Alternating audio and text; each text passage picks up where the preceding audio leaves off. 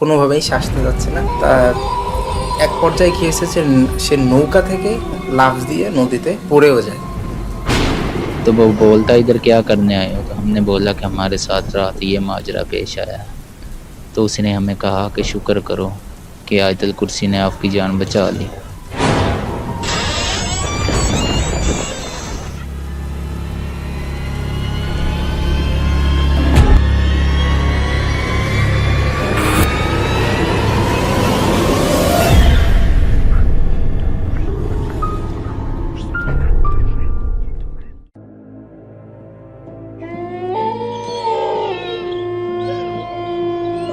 প্রিয় শ্রোতা বন্ধুরা, অনেক অনেক প্রীতি এবং শুভেচ্ছা জানাচ্ছি আমাদের নিয়মিত আয়োজন ভূতের আড্ডায়। সত্য ঘটনা অবলম্বনে নিয়মিত এই ভৌতিক অনুষ্ঠানটিতে আপনারা যে যেখান থেকে এই মুহূর্তে শুনছেন সবাইকে শীতের উষ্ণ ভালোবাসা জানিয়ে শুরু করছি আমাদের আজকের আয়োজন। হ্যাঁ শ্রোতা বন্ধুরা, আপনারা যেমনটি দেখেছেন আমাদের ফেসবুকের পাতায় আমরা আগে থেকেই জানিয়েছিলাম যে আমাদের এবারের অনুষ্ঠানটিতে একটি বিশেষত্ব থাকছে। আমরা বরাবরই চেষ্টা করেছি দেশের ভিতরে বিভিন্ন জায়গা থেকে ঘটনাগুলো আপনাদের সামনে শেয়ার করার, কিন্তু আজ একটু ব্যতিক্রম থাকছে। আমাদের মাঝে গেস্ট তো থাকবেই, সেই সাথে থাকবে দূরের একজন বন্ধু। সেই দূরের বন্ধুটি দেশের নয়, অনেক দূরের, অর্থাৎ সুদূর পাকিস্তান থেকে তার সাথে ঘটে যাওয়া একটি ঘটনা আমাদের সাথে শেয়ার করেছেন। আমরা অনুষ্ঠানের একটি পর্যায়ে আপনাদেরকে সেই ঘটনাও শোনাবো। তো শ্রোতা বন্ধুরা, কোথাও যাবেন না, সাথে থাকুন, শুনতে থাকুন ভূতের আড্ডা।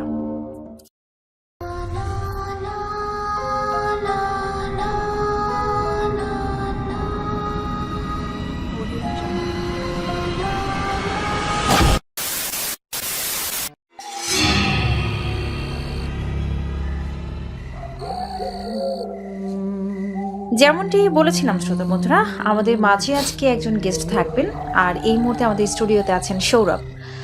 আমরা সরাসরি সৌরভের কাছে যাব, তবে তার আগে আপনাদেরকে জানিয়ে রাখতে চাই, যারা ভূতের আড্ডায় গেস্ট হিসেবে সরাসরি আমাদের স্টুডিওতে আসতে চান, আপনারা কিন্তু আমাদেরকে কমেন্টস করতে পারেন বা ফেসবুকেও মেসেঞ্জারে আমাদের সাথে যোগাযোগ রাখতে পারেন, অথবা যদি আপনারা আপনাদের সাথে ঘটে যাওয়া ঘটনা শেয়ার করতে চান মেইলের মাধ্যমে, আমাদের মেইল অ্যাড্রেসটিও কিন্তু ডেসক্রিপশন বক্সে দেওয়া থাকবে। আর কথা বাড়াবো না, চলে যাবো আমাদের আজকের নির্ধারিত গেস্টের কাছে। সৌরভ, কেমন আছো ভাই? জি আলহামদুলিল্লাহ ভালো আছি, আপনি কেমন আছেন? আলহামদুলিল্লাহ বেশ ভালো আছি। তারপরে আজ আমরা কোন ঘটনাটি শুনবো? আজকে হচ্ছে আমার ফ্রেন্ডের কাছ থেকে শোনা, এটা খুব রিসেন্ট ঘটা একটা ঘটনা। ও আর কি ওর রিলেটিভের বাড়ি গিয়েছিল, ওটা হচ্ছে যশোরে। তো যশোরে ওর মানে ওর রিলেটিভের সাথেই একটা ভৌতিক ঘটনা ঘটে। সেই ঘটনা থেকে উদ্ধার পাওয়ার জন্য তারা একটা কবিরাজ বা তান্ত্রিক যেভাবে চেনে আর কি, সেভাবেই আর কি ওরা একজনের শরণাপন্ন হয় এবং তার কাছ থেকে তার সমস্যাটা সমাধান করে। এবং আমার ফ্রেন্ড তো আমাদের এই প্রোগ্রাম সম্পর্কে জানে, তো যার কারণে সে সেই ক্ষেত্রে সেই ইন্টারেস্ট থেকে সেই তান্ত্রিক বা কবিরাজের কাছে তার জীবনে এরকম কোনো ভৌতিক ঘটনা, যেহেতু সে এই ধরনের কাজগুলি করে থাকে, সেই জন্য সে তার ইন্টারেস্ট থেকে জিজ্ঞেস করে। তো সেও আর কি তার সাথে একটা ঘটনা শেয়ার করে। তো সেই ঘটনাটাই আর কি আমি আজকে ভূতের আড্ডার সাথে শেয়ার করতে যাচ্ছি আর কি। হ্যাঁ, এবং আমি তোমার কাছ থেকে এটা শুনলাম যে আমরা কোনো একটা সময় হয়তো বা সেই তান্ত্রিককেও আমাদের স্টুডিওতে আমন্ত্রণ জানানোর একটা প্ল্যানিং আছে, এটাও আমি শুনলাম। তো ঘটনায় চলে যাই। হ্যাঁ, কি হয়েছিল সেই ঘটনা? হ্যাঁ, ঘটনাটা হচ্ছে যে একটা তান্ত্রিক বলেছিল, এটা অনেক আগেরই ঘটনা।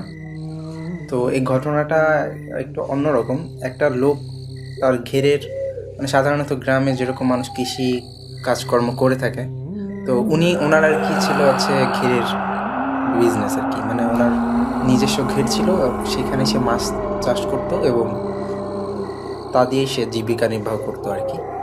তো একটা সময় দেখা গেল যে কোনো কারণ ছাড়া হঠাৎ করে সে হয়ে যায় আর কি, পাগল হয়ে যায়। আচ্ছা, হঠাৎ করে। এখন তো সাধারণ মানুষের পক্ষে বোঝা সম্ভব না যে কী কারণে বা কীভাবে সে পাগল হলো, বাট হঠাৎ করে সে পাগল হয়ে গেছে। অনেকে ভাবছে হঠাৎ করে হয়তো কত ব্রেনে এরকম কোনো ইফেক্ট হয়েছে বা সামথিং কিছু একটা হয়েছে, যার কারণে সে পাগল হয়ে যেতেই পারে, এটা স্বাভাবিক। গ্রামের মানুষরা তো অত বেশি থাকে না। সেটা সেরকম ব্যাপারটা হয়েছে, কিন্তু অদ্ভুতভাবেই সে পাগল হয়ে যায়। এখন পাগল হয়ে যাওয়ার পরে এখন হচ্ছে অনেক দিন ধরেই সেরকম কেউ উনি কাউকে চিনতে পারে না, কিছু করে না, এবং সে পাগল। এরকম অনেক দিন ধরে সে এরকম তার বাড়ির মধ্যে তাকে রেখে দেওয়া হয়, আটকায়। তার ফ্যামিলির লোক মানে ভাবলো যে আমরা তো অনেক কিছু করলাম, ডাক্তার দেখালাম, তো এবার একটা কবিরাজের শরণাপন্ন হয়। তো যে আর কি আমাদের ঘটনাটা শেয়ার করেছে সে নিজেই আর কি এই সমস্যাটা সমাধান করেন, ওই তান্ত্রিক। হ্যাঁ। তো উনি আর কি ওইখানে যায়, যাওয়ার পর উনি সব ঘটনা শোনার পর তারপরে উনি জানতে চায় যে কোন ঘের সে কাজ করতো। তো ঘেরে কাজ করতো সেটা শুনতে চাওয়ার পর সে আর কি ওই ঘেরের এখানে যায়। যাওয়ার পর সেই ঘেরটা তার বর্তমানে অন্যরা আর কি দেখাশোনা করতো আর কি। তো উনি ওইখানে যাওয়ার পর খেয়াল করলো যে ঘেরের মধ্যে একটা অদ্ভুত ধরনের একটা মাছ দেখা যাচ্ছিল, হ্যাঁ, লাফাচ্ছিল। অদ্ভুত ধরনের অনেক বড় একটা মাছ, মানে মাছটার নাম আমি আনফর্চুনেটলি ভুলে গেছি, বাট খুবই কমন একটা মাছ, সাধারণত আমাদের ঘিরে চাষ হয়ে থাকে। বাট ওই মাছের এত বড় সাইজ কখনোই সেই তান্ত্রিক দেখেননি। তো ওইটা সে নোটিস করার পর তারপরে এটা জানতে পারে যে সে পাগল হওয়ার আগে লাস্ট সে এই ঘেরেই আসছিল। তো তান্ত্রিক এটা বুঝলো যে অবশ্যই তাহলে ঘেরের সাথে কোনো একটা কানেকশন আছে। তাদের মানে যে চিন্তাভাবনা, তান্ত্রিকদের চিন্তাভাবনা, সেগুলো তো আমাদের থেকে আলাদা। আর তারা অনেক কিছু আর কি আমাদের থেকে একটু ভালো বোঝে বা অনেক ক্লু তারা খুঁজে বের করতে পারে। যাই হোক, তো এরপরে বললো কি আচ্ছা ঠিক আছে, তা তুমি আর কি ওই যে পাগল, তান্ত্রিক বলছে যে পাগল হয়ে গেছে সেই লোকটিকে ঠিক এই ঘেরের এইখানে তোমাদের নিয়ে আসতে হবে, আমি এখানে আসি। তো সবাই করলো কি যে ওইখানে আর কি তার বাসা থেকে তাকে ধরে নিয়ে আসার জন্য আর কি গেল। কিন্তু অদ্ভুত ব্যাপার হচ্ছে তার ওই ঘিরে আসতে গেলে, তার বাসা থেকে ঘিরে আসতে গেলে একটা নদী পার হতে হয়। তো একটু ডিস্টেন্সটা মোটামুটি বেশি। তো যখন তাকে আনার চেষ্টা করতেছিল তখন সে কোনোভাবেই এখানে আসবে না। সে কিন্তু মেন্টালি পাগল, তার তো এটুকু বোঝা উচিত না। হ্যাঁ, কিন্তু হঠাৎ করে যখন সে এখানে আনার কথা হলো, সে আসতেই যাচ্ছে না, কোনোভাবেই সে আসতে যাচ্ছে না।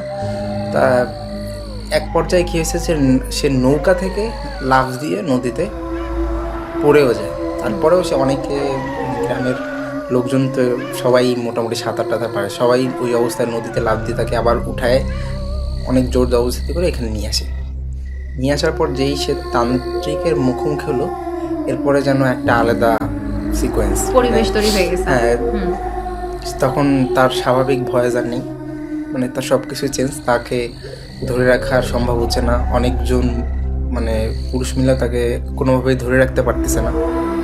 তারা আর কি মানে দেখতেছে তার অনেক গায়ে অনেক শক্তি হয়ে গেছে, আর তার ভয়েসটাও সাধারণ না, অন্যরকম একটা মোটা ভয়েস হয়ে গেছে। যাই হোক, শেষ পর্যায়ে এবার তান্ত্রিক তাকে বিভিন্ন কোশ্চেন করতেছে এবং তার উত্তরটাও অদ্ভুত উত্তর। সাধারণত মানে আমি যেমন একজনের কাছে নাম জিজ্ঞেস করলে নাম তো নিজের নামই বলে, কিন্তু সে অন্য কারো নাম বলতেছে, এবং তাকে শেষমেশ তারপর তান্ত্রিক বললো তুই এর এই নিরীহ লোকটার উপর কেন ভর করছিস, বা ওর কেন ক্ষতি করার চেষ্টা করতেছিস, কোনোভাবে বলবে না, কিছু করবে না। তো শেষকালে অনেক ওনাদের যে প্রসেসগুলো এই মানে খুব কঠোরভাবে উত্তর মানে কোশ্চেন করার পরে সে আর কি শেষমেশ যেটা আর কি হলো সেটা আর কি উনি বলছে যে ও আর কি এই ঘেরেই থাকে। আচ্ছা, মানে জিনিসটা কি ছিল আসলে? মানে একটা জিন ছিল। ও আচ্ছা, একটা জিন ছিল, এবং মানে জিনের মধ্যে ভালো খারাপ থাকে। একটু বদ জিন বলতে আমরা যেটা বুঝি আর কি, খারাপ জিন ওর উপর ভর করছিল। তো আর কি উনি মানে তারপর কোশ্চেন করলো যে তুই কেন এর ক্ষতি করছিস। তখন তার উত্তরে সে বললো যে আমি এই ঘেরের মধ্যেই থাকি, তো একদিন আমি এই ঘেরের মধ্যে এক জায়গায় শুয়েছিলাম, ও আমার গায়ে পাড়া দিছে। আচ্ছা, সেই কারণে সে আর কি রাগ হয়েছে এবং যার কারণে ওর উপরে ভর করছে আর ওরে মেন্টালি সিক বানায় ফেলছে। তো এখন উনি বললো যে তুই তো মাছ রূপে মানে উনি ওই জিনটার কি মাছ রূপেই থাকতো আর কি ঘেরের মধ্যে। আর সবচেয়ে বড় কথা, ও সবচেয়ে যে বড় মাছটা ওইটাই হচ্ছে সেই জিনটা আর কি। আচ্ছা, যেটা হ্যাঁ, দেখছিল সব। অস্বাভাবিক যে মাছটা, সব ওই তান্ত্রিক যেটা নোটিস করেছে যে ঘেরের মধ্যে অনেক বড় একটা মাছ, এই মাছের সাধারণত এরকম সাইজ হয় না, কিন্তু মাছের অনেক বড় বড় একটা লাফ দেয়, মানে আমরা লাইক ডলফিন যেরকম মাছ যেরকম লাফায় ওরকম লাফায় লাফায় চলাফেরা করে আর কি। তো এখন ও বলছে যে ও পাড়া দিছে। এখন তান্ত্রিক বলে যে তো ও তো এইসব তোরে দেখেও নি, তো ও তো বোঝেও নি, বুঝে শুনে তো এটা করেনি, তুই কেন ওর উপরে করছিস। শেষকালে বলছে যে তোর এখন চলে যেতে হবে। এরপরে তো স্বাভাবিকভাবে অন্য আমরা অনেক এরকম ঘটনা শুনে থাকছি, ও কোনোভাবেই যাবে না বা কিছু করবে না। তারপরে তাদের মানে তান্ত্রিকদের যে মানে যেসব প্রসেসগুলো সেরকমভাবে খুব কঠোরভাবে তাকে ফোর্স করার কারণে সে এক পর্যায়ে রাজি হলো যে আচ্ছা ঠিক আছে আমি চলে যাব, কিন্তু তার জন্য তাকে কী সব মানে কী জানি জিনিস দিতে হবে আর কি, কালো মুরগি বা কী এরকম কিছু লিস্ট সে বলছে। সেই সব তারা যদি দিয়ে এই ঘেরের পাড়ে রাখে তাহলে সে চলে যাবে। তো মানে এরকম অনেক কন্ডিশন বলার পর সেই সব কিছু সবাই মিলে সেই সব কন্ডিশনগুলো পূরণ করলেও ঘিরে এখানে সব কিছু রেখে আসছে। পরে ওইগুলো দেখে নাই।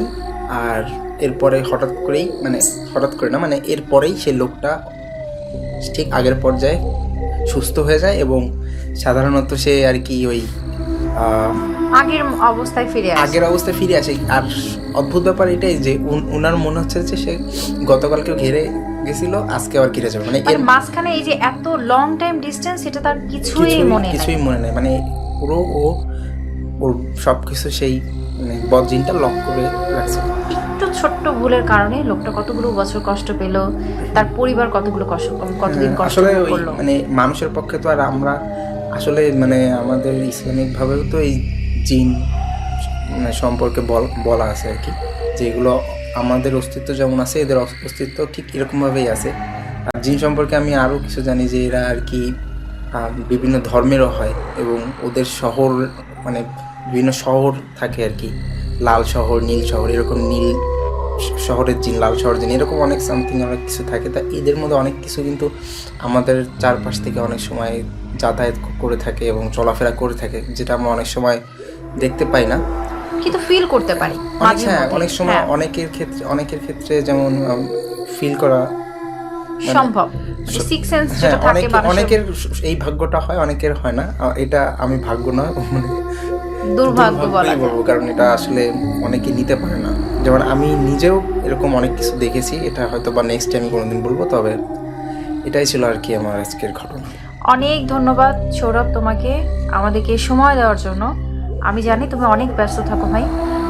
আমি জানি না আপনাদের কাছে এই বিষয়টি কেমন লেগেছে, কিন্তু বিষয়টা একটাই দাঁড়াচ্ছে যে সাবধানতা অবলম্বন করতে হবে প্রত্যেকটা ক্ষেত্রে, প্রত্যেকটা মুহূর্তে আপনার টাইমের সাথে নিজেকে মানিয়ে নিতে হবে এবং আপনাকে চলাফেরার ক্ষেত্রে বলেন সর্বস্তরে আপনাকে এটা মাথায় রাখতে হবে যে এরকম যেন ঘটনার সম্মুখীন না হতে হয়।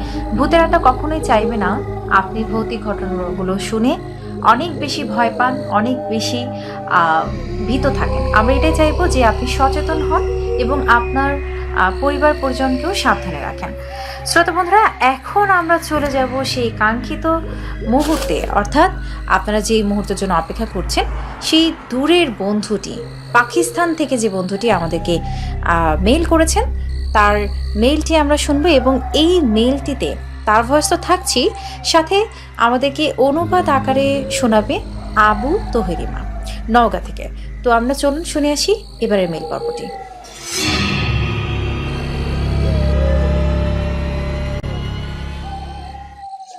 अस्सलाम वालेकुम दोस्तों, मेरा नाम इमरान शफी है। আসসালামু আলাইকুম বন্ধুরা, पाकिस्तान আমার নাম ইমরান শাফি।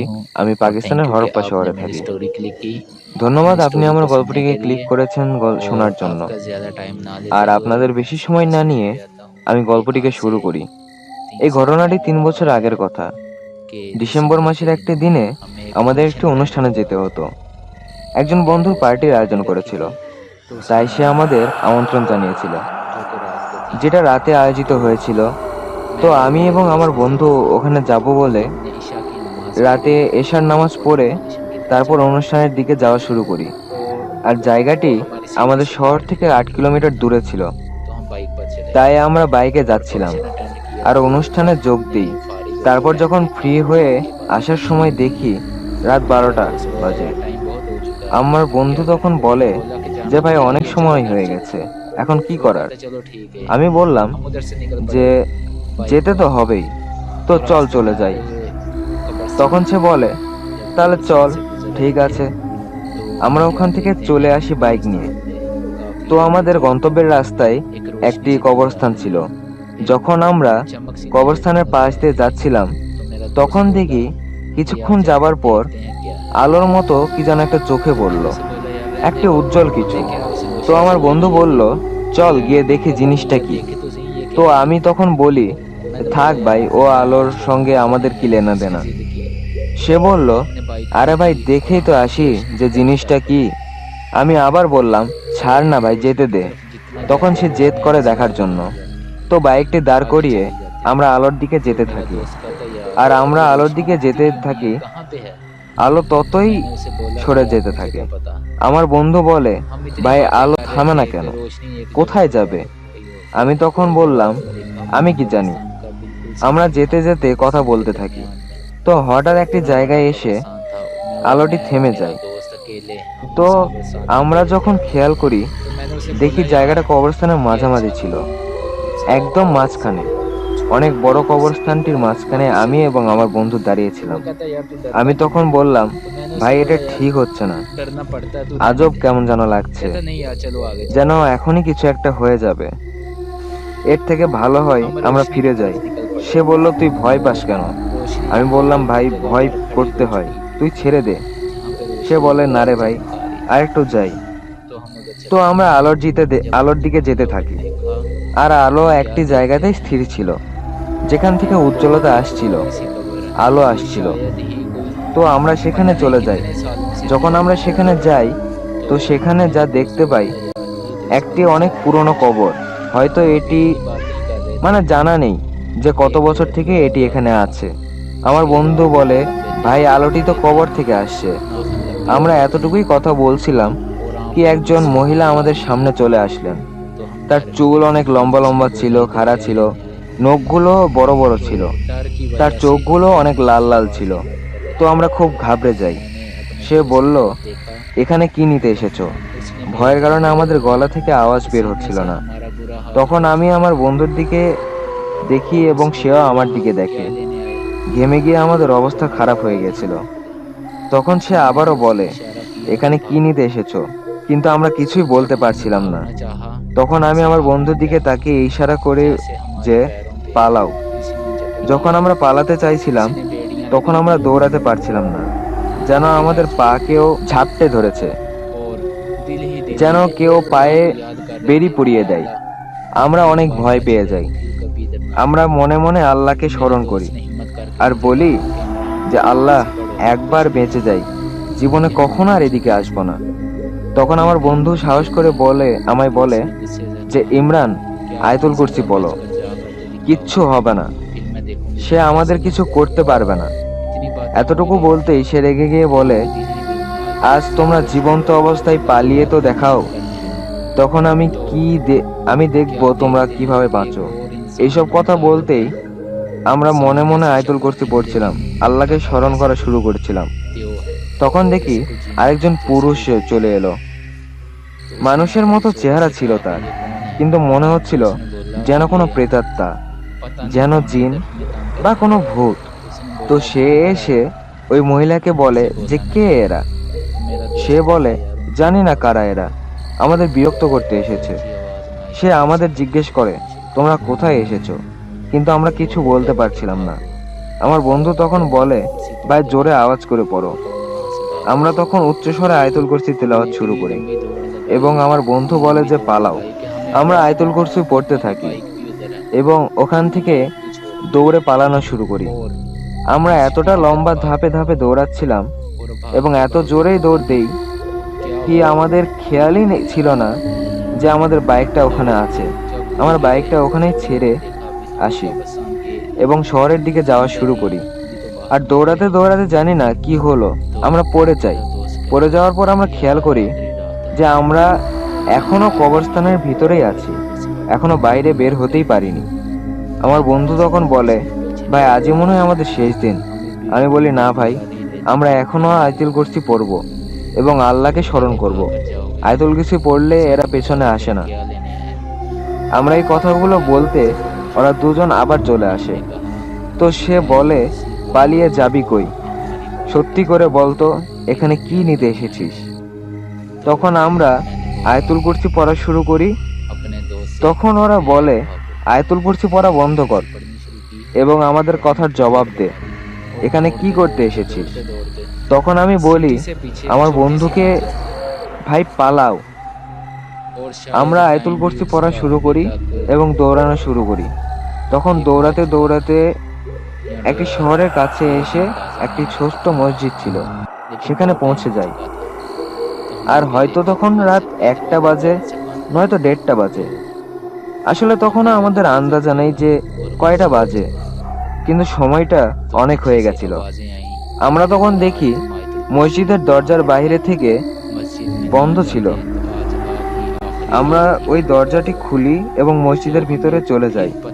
তখন পেছন থেকে আওয়াজ আসে যে আজ যদি তোরা আয়াতুল কুরসি না পড়তি এবং মসজিদের ভিতরে না আসতি, তাহলে আজকের রাতটাই তোদের জীবনের শেষ রাত হতো। তো আমাদের আর মনে নেই যে কি হয় এবং মসজিদের ভিতরে আমরা অজ্ঞান হয়ে যাই। সকালে যখন ইমাম মসজিদে আসে, তখন সে আমাদের জাগায় এবং বলে, তোমরা কারা? তখন আমরা আমাদের ঘটনা তাকে খুলে বলি। তখন জিজ্ঞেস করে, এখানে কি করছো? তখন আমরা আমাদের পরিচয় দেই যে আমি ইমরান এবং সে আমার বন্ধু জাহিদ। তখন আমারও বলে যে তাহলে এখানে কি করো?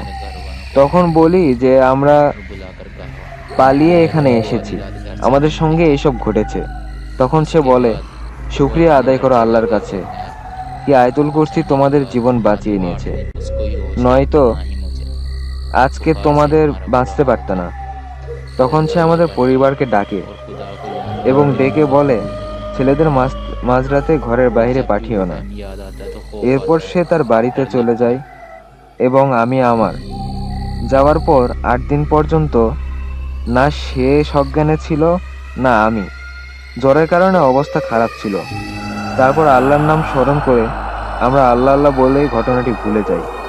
তারপর যখনই ওই দিনটির কথা মনে আসে, তখনই আতঙ্কিত হয়ে যাই এবং খুব ভয় পাই। অনেক দূরের একজন বন্ধুর মেইল থেকে আমরা এটুকুই বুঝলাম যে দূরত্বটা আসলে বড় কিছু নয়, আসলে সম্পর্ক দিয়েই আমরা কিন্তু আগামীর সুন্দর একটা ভবিষ্যৎ তৈরি করতে পারি। অনেক ধন্যবাদ আপনাকে আপনার মেয়েটির জন্য। শ্রোতা বন্ধুরা, সময়ের সাথে সাথে এখন বিদায় নিতে হচ্ছে আজকের মতন ভূতের আড্ডার আয়োজন থেকে। পুরো আয়োজন জুড়েই আপনাদের সাথেই ছিলাম আমি, সোহিনী পারভিন রোমা। অনেক অনেক ভালো থাকবেন, সুস্থ থাকবেন, সেই শুভকামনায় আজকের মতন শুভরাত্রি।